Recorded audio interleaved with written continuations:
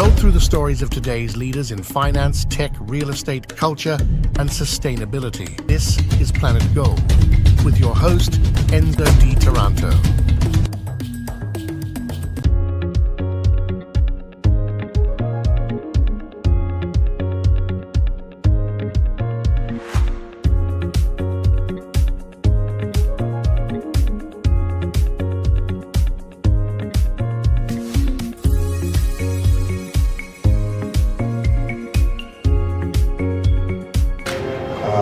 We can make a difference, even if it's the smallest one. And if we've made a difference being here tonight,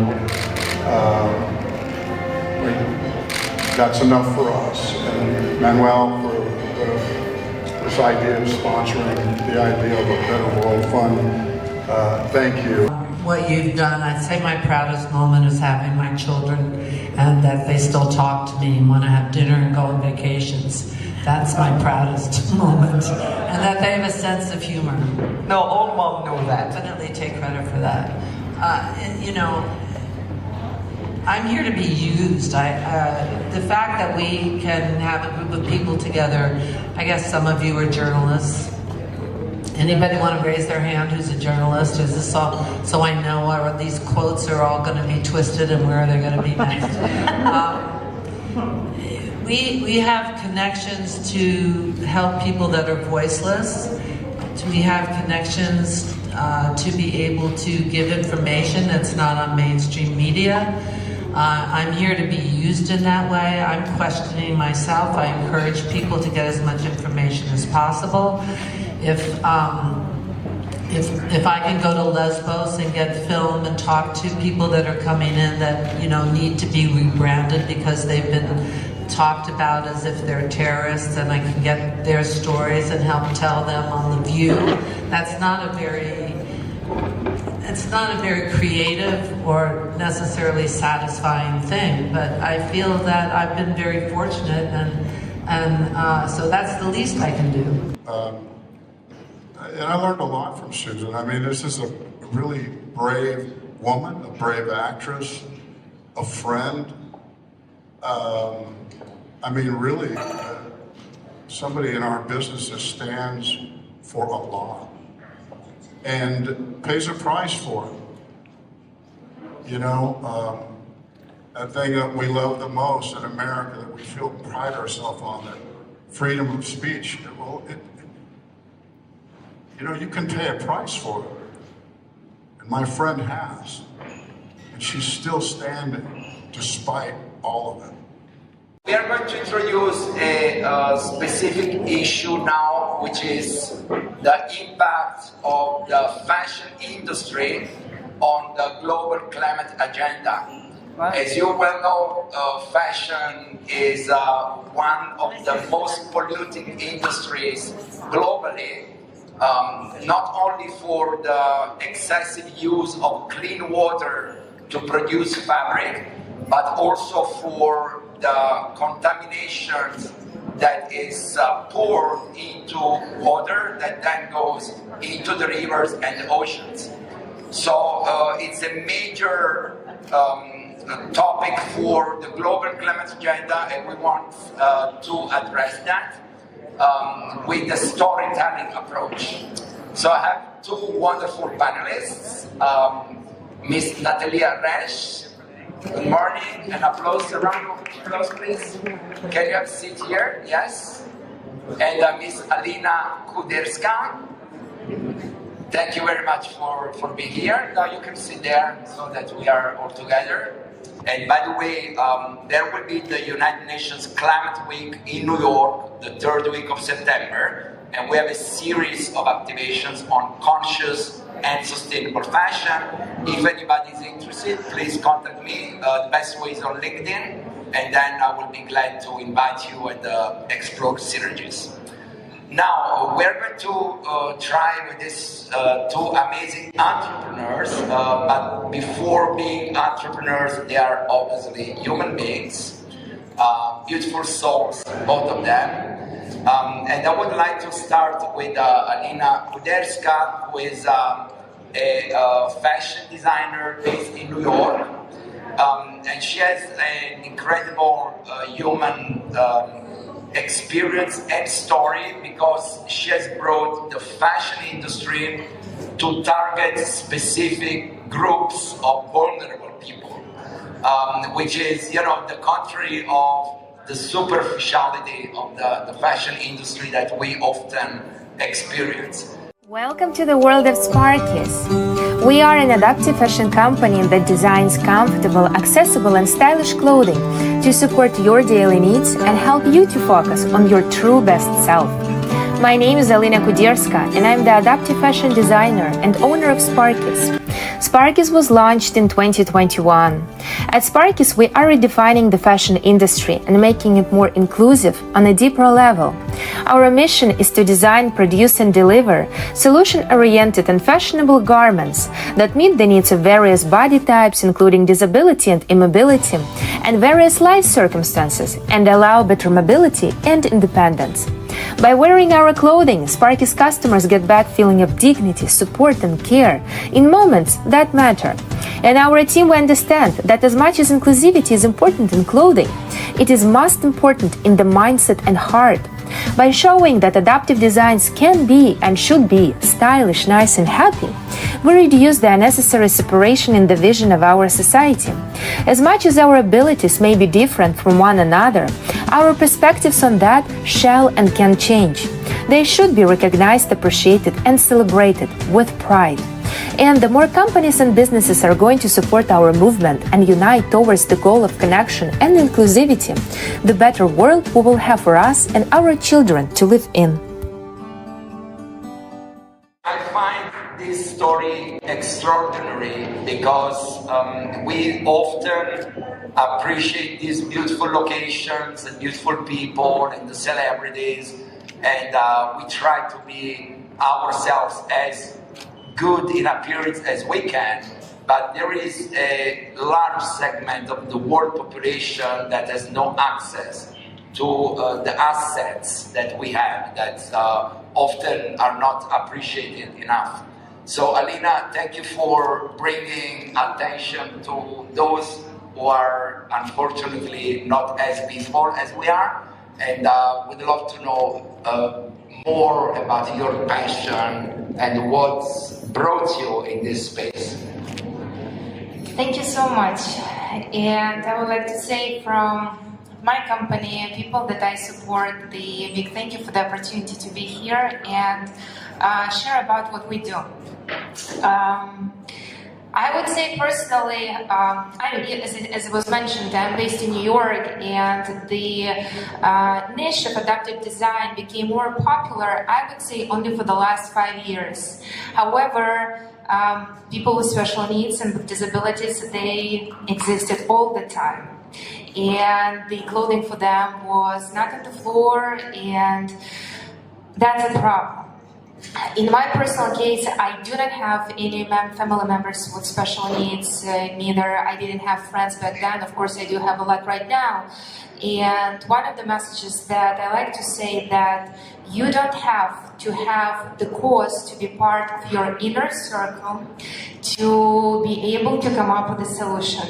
And that's what was said about expanding the consciousness, having the open mind, yoga, meditation, seeing yourself in others. What does it mean to be compassionate? And it doesn't have to be necessarily in fashion. Let it be my path. It could be in any path. I think what is important is the approach. And personally, myself, I am a fashion designer, and it was important to me that when I had to decide what my company is going to be about, what meaning it's going to have, and when we speak about legacy and something that we can leave behind us and something that can give additional motivation beyond salary, profit, all of the good things that we can have from the business, it just resonated with me, and I felt connected and grateful, honestly, that I'm on this path and all the people that I meet. So, thank you. Wonderful. Thank you so much. A round of applause, please, for Alina.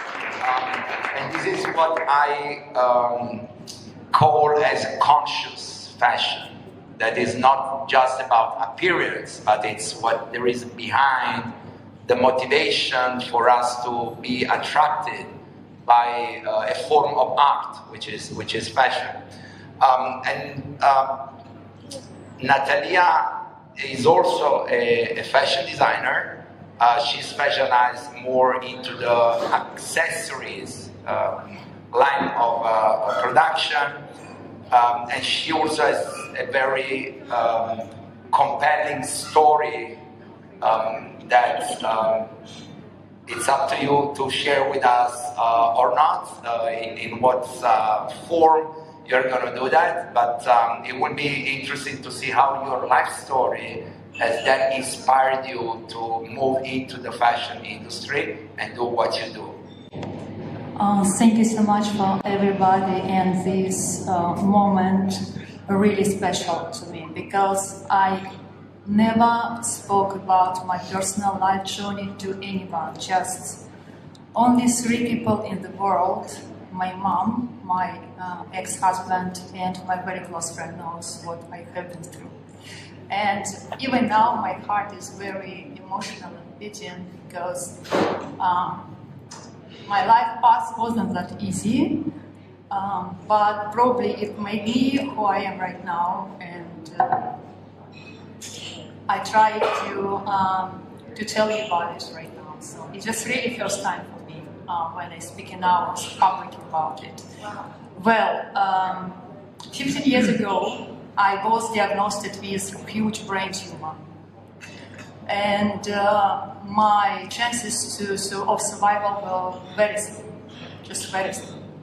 And before to get to the surgery room, you know, I have to sign all the necessary documents about like that everything my belongs goes to my son's under my son's name, and they offered me the priest to do my prayer, confession, so they actually already I felt like they said me goodbye.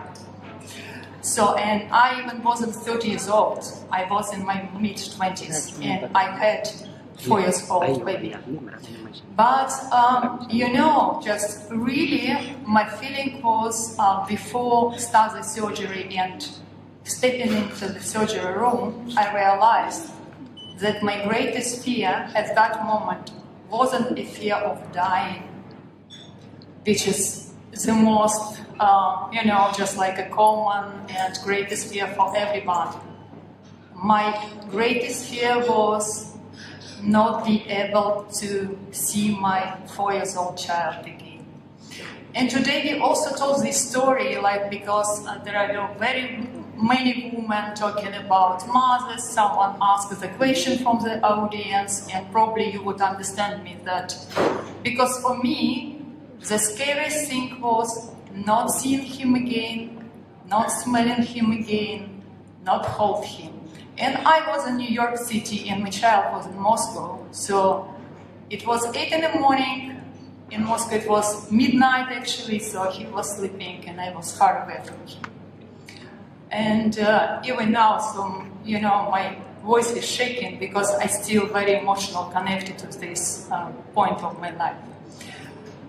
Well, during the surgery, which just took almost 12 hours with 12 surgeries in the room, I had very profound spiritual experience. And Joanna also talked about meditation. She probably also understands me, you know this. And there is not a focus, I want to talk about it today, but I deeply down know that I made a conscious decision to come back to my body and come back to the life. Because, again, I couldn't bear the thought that my son would be raised by anyone else than me. Because they saw this kid came to me to be my son, my child, and he chose me to be his mother. So this was my decision to come back and to be next to him. Unfortunately, when I woke up after anesthesia and all of this, so I found myself completely half paralyzed. So my body was paralyzed, left side of it, my face was paralyzed, and it was such a huge pain, and all of this. So I couldn't walk, I couldn't eat, I barely could talk, because I also found it very difficult as my, it's very funny things, you know, because when I tried to speak out, and I understood that I wanted to speak, but the sounds came out like a different language. So this is so scary, you know, so I want to speak, and I just speak in it, I understand, so my brain still was okay working, so I completely understood that I'm speaking something different. And this was like a really scary. Anyhow, I came back home from the hospital, and you know, I didn't know how to live, because my life changed just in 1 second. Just 1 second. I was lying in the bed again. I lost all my motor function from my left side, all necessary neural connections to operate with my body. So I just felt like awful, terrible, and just only pain. I didn't feel anything else. Just really, I felt like I'm full of pain. And, you know, I couldn't share it with anybody, because I didn't know how society wanted to be reacted. By the way, at that time, before to the surgery, I was working on the TV as a presenter. You could understand for me how I could appear on the board like this, or just, and even to let people know that I'm just in this situation. So because I didn't know the reaction. What I know that, you know, people and society just expects you to shine, to be radiant. But when something wrong with you, you're out. And so that's why, of course, I couldn't share, just cut my any social life, because people from TV, from all of this like a glamorous society, wanted just gossips. I just was full of pain. I didn't know how to continue my life. I just knew that I came back to be a mother for my son, but I just didn't know how to communicate. So that's why around me was only my husband, my mom, and my very close friend. And I asked them, didn't talk to anybody. Even my family right now, it's the first time I'm talking openly about it after 15 years. Even my own sister,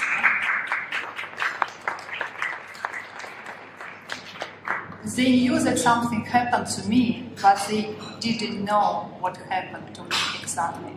So I even asked my mom, didn't share it with anybody.